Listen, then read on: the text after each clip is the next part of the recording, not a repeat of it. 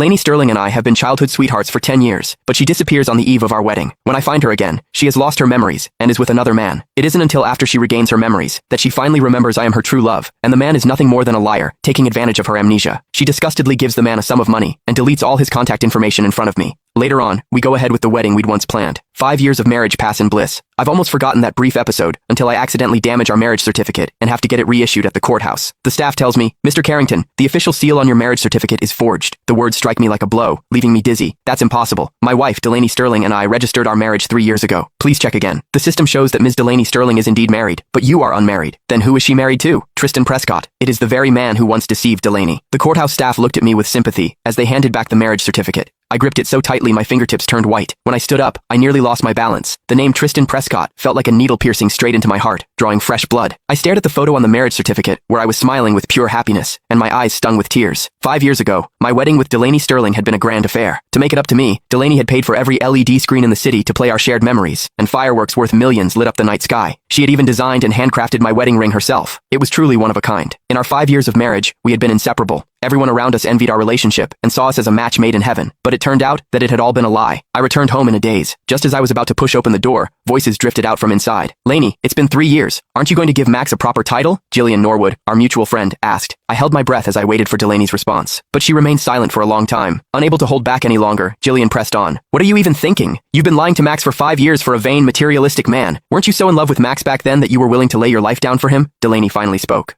"I just wanted to make sure that Tris is in a stable condition first. Back when I left him, he missed me so much that he got sick and tried to slit his wrists at home. He almost died. He can't live without me. Max gets to be with me openly, but I can't always stay by Tris's side. Is it really so wrong for me to give him a status as compensation?" The blood drained from my face. Every word she spoke tore my heart to shreds. Besides, he's Colin's father, even if only for the sake of our child. I owe him that much. Though it was still the height of summer, I felt as though my heart had been plunged into an icy abyss. Shortly after we got married, Delaney had discovered she was pregnant. At the time, I had thought it was a gift from heaven, a double blessing. Now that I thought about it, this explained why she had asked me to be gentle with her on our wedding night. Back when my son, Colin Sterling, first learned to talk and called me daddy, her expression had darkened instantly. I had thought she was just jealous that Colin hadn't called her mommy first. Now I realized it was because she never wanted Colin to acknowledge me as his father. For 5 long years, I had been kept in the dark, lost in the beautiful dream she had woven for me. I had never realized that the person sleeping beside me had long since lost her love for me. The strength left my legs, and I collapsed to the floor. Hearing the noise, Delaney and Jillian immediately fell silent. When Delaney saw me sitting on the floor, she rushed over anxiously to help me up. But when Delaney reached out to help me, I instinctively pulled away. Her eyes flickered with panic as she carefully asked, "Max, what's wrong?" I stared at her, wondering just how much sincerity lay behind those anxious eyes.